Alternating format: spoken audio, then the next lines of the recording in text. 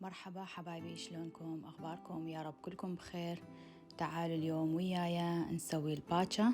طبعا أعرف الفيديو شوية راح ينزل متأخر، بس إن شاء الله أنه تستفادون من هذا الفيديو وطريقتي شلون أسوي بيها الباتشا. هنا أنا استعملت رز مصري، خليت 6 كوب. أنا ما أستعمل الرز بسمتي لا للباتشا ولا للدولمة ولا للكوبا، فللباتشا همينة أستعمل الرز المصري. هنا أنا خليت 6 كوب لأن عندي الكمية كلش كبيرة. هنا أنا غسلت الرز التمن، وهنا أنا عندي الكرشة قصيتها بهاي الطريقة، وهنا أنا عندي المصارين غسلتها، وبصل، فلفل أسود، وملح، ولحم مثروم أكيد. وهنا أنا عندي الخيط حتى أخيط بيه الكرشة. راح أبدي أقطع البصل، مو مهم أن يكون كلش ناعم، بس أنه حتى نقدر بعدين نحشي بيه المصارين. كمية البصل انتو حسب يعني ايش قد ما تحبون خلوه. اني اخلي يعني انه كمية زينة، انه من 3 إلى 4 بصل حسب كمية الرز. يعني مثل ما شفتوا هنا أنا عندي 6 كوب رز، اني خليت 3 بصل. هنا أنا خلصت تقطيع البصل بعد ما غسلت الرز. خليت البصل فوق الرز. هسه راح أبدي أعصر اللحم.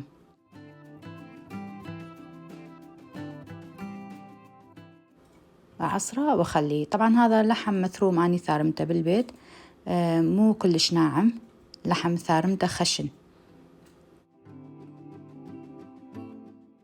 والكمية حسب انتو حسب رغبتكم.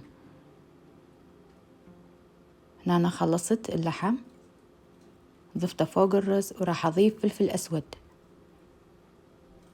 هنا أنا خليت كمية من الفلفل الأسود وملح.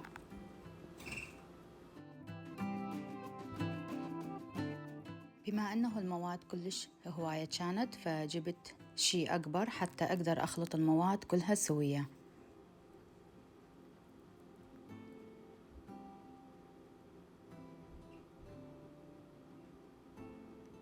وإحنا من نوع كلش نحب الحرارة بالأكل، فضفت بعد شوية فلفل أسود. هسه راح أبدي أحشي. أخذ المصران بهاي الطريقة، وأدخل أصابعي بهاي الطريقة وأحشي حتى المصران يفوت لي جوا. طبعا أبقي بيه مي يكون أسهل، حتى من أدخل الرز بيه المصران يدخل كلش بسرعة وينقلب، يعني يصير بهاي الطريقة. من أفوت الرز داخل المصران، وما أسويها كلش كبيرة حتى ما يعني أتعب من أحشيها، لأن كل ما كان المصران أطول كل ما راح تتعذبون بالتحشاية. وهنا أنا سويت بعد وحدة، إن شاء الله يكون الفيديو واضح. مثل ما تشوفون، من أخلي الرز أخليه يفوت هو والمصران سوية لي جوا، حتى بعدين ينقلب ويصير بهذا الشكل. وبما أنه هي مو طويلة فما راح تعذبكم بالتحشاية، يعني طريقتها كلش سهلة. وبعد ما نخلي الرز نفرده داخل المصران، يعني نخليه من الطول للطول، نفرد الرز داخل المصران وما نخليه كمية كبيرة، لأنه بعد ما يستوي همين الرز راح يصير أكبر. وهسه راح نبدي نسوي الكرشة. هنا أنا عندي خيط وإبرة، أنا أستعمل خيط هو نفسه مال اللحاف متعودة عليه، وإبرة كبيرة. وهنا أني غاسلة الكرشة ومنظفتها وقاصتها الحجم اللي أني أريده. هسه راح أبدي أخيطها بهاي الطريقة، وأخلي كمية خيط تبقى من هاي الجهة وكمية خيط تبقى من الجهة الثانية حتى يقدرون يسحبوها، حتى اللي ياكلها يقدر يسحب الخيط بكل سهولة.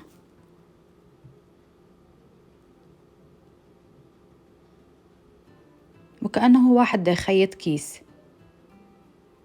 هسه بعد ما خيطتها صارت مثل الكيس أو مثل الجيب. هسه راح أخلي بيها تمن رز أو الحشوة، وبعدين أرجع أكمل الخياطة مالتها نهائيا ما تنفتح ولا يصير عليها أي شي. ومثل ما قلت لكم ورا ما أخلص همينة أبقي خيط من الجهة الثانية، يعني كمية خيط همينة من الجهة الثانية، حتى اللي ياكلها راح يشوف الخيط ويقدر يسحبه بكل سهولة. وهاي بعد همينة وحدة راح أسوي حتى تشوفوها.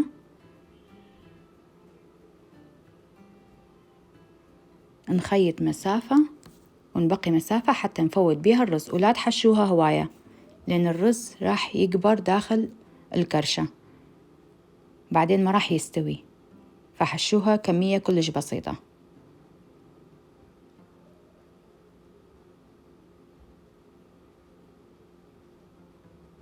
وهاي وحدة لخ هم راح أخلي بيها فوت بيها الرز الحشوة.